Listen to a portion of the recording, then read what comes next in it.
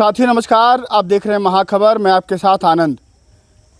इस देश में राम मंदिर एक आस्था का विषय है। राम मंदिर के सहारे भारतीय जनता पार्टी हर एक चुनाव में वोट मांगती है। भारतीय जनता पार्टी की राजनीति की जो धुरी हैं वो राम है। चाहे वो लाल कृष्ण आडवाणी जब रथ लेकर निकले थे तब की बात की जाए, या समय समय पर जब भी भाजपा को राजनीतिक लाभ लेने की बारी आई तो उसने राम के नाम को बहुत भुनाया। लेकिन अब उन्हीं राम के नाम पर अयोध्या में जो लूट हो रही है उसको लेकर के बड़ा बवाल मचा हुआ है। हालांकि ये पहली बार नहीं है कि अयोध्या में जो राम नाम के मंदिर जो बनाया गया उसमें विवाद पहली बार आया है। 2021 में जब ट्रस्ट बन रहा था तो ज़मीनों की जो ख़रीदारी हुई थी वहाँ पर भी जो सर्कल रेट था वहाँ पर भी आपने देखा कि 2 करोड़ से 2.5 करोड़ वाला मामला था। ज़मीन का जो सर्कल रेट का जिसकी ज़मीन की जितनी बात होती है वो अचानक से बढ़ करके रातों रात 18 करोड़ के आसपास चला जाता है। तब भी ये मामला बहुत गरमाया था। हाल ही में अयोध्या के पूर्व विधायक और समाजवादी पार्टी के नेता पूर्व मंत्री पवन पांडे ने इस मामले को उठाया कि अयोध्या के राम मंदिर जो चढ़ावा है उसमें 7 करोड़ की चोरी हुई है। ये जो राम भक्त हैं उनके भावनाओं के साथ खिलवाड़ हुआ है, उनके भावनाओं का अपमान हुआ है। उसके बाद से विवाद गरमाया। समाजवादी पार्टी के मुखिया अखिलेश यादव ने इस मुद्दे को बड़े ज़ोरदार तरीके से उठाया। उन्होंने कहा कि ये अगर वहाँ पर ऐसा भी कुछ जैसा कुछ हुआ है तो ये सनातन धर्म का अपमान है, राम भक्त के मानने वाले लोग जो हैं राम भक्तों का अपमान है। इसकी जांच होनी चाहिए। चंपत राय, आपको पता है कि वो तमाम जो भी वहाँ पे निर्णय होते हैं चंपत राय उसमें एक बड़े अहम उनकी भूमिका होती है। एसआईटी बनती है, वो भी कब बनती है जब बहुत दबाव बनता है, तब जाके एसआईटी का गठन होता है, पीएमओ का दखल होता है। वहाँ पर दिल्ली से सरकारी अधिकारी भेजे जाते हैं जो इस मामले की जांच करते हैं। जांच होती है, जांच के 1-2 दिन के अंदर ही चंपत राय इस बात को खुद स्वीकार कर लेते कि यहाँ 2 करोड़ की चोरी हुई है। अब आप सोचिए, मसला 2 करोड़ की, 7 करोड़ की, 8 करोड़ की चोरी का नहीं है, मसला चोरी का है। मसला है कि 1 रुपये की चोरी हो या 10 करोड़ की चोरी हो, चोरी चोरी होती है। और वहाँ पर जो भी चढ़ावा चढ़ता है, वहाँ पर जो भी भक्त जाता है वो उसकी श्रद्धा होती है, आस्था लेकर के वो बहुत दूर दराज से आता है।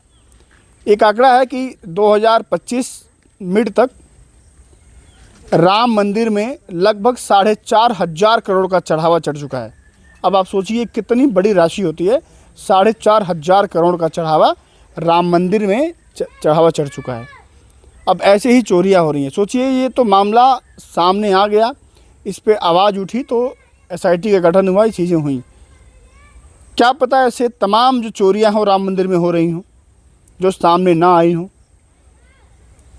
इस देश का SC ST OBC जिसकी संख्या लगभग 90% के आसपास है, वो बहुत बड़ी संख्या में जो लोग हैं वो राम में आस्था रखते हैं, राम को अपना आदर्श मानते हैं, उनकी पूजा करते हैं। अब आप सोचिए, वो चढ़ावे का पैसा इस देश के ST ST OBC का पैसा है, मैक्सिमम जो पैसा है। लेकिन आप राम मंदिर के ट्रस्ट की बात करेंगे, राम मंदिर के ट्रस्ट की जो सूची देखेंगे तो उसमें आपको एक भी SC ST OBC दिखाई नहीं देगा।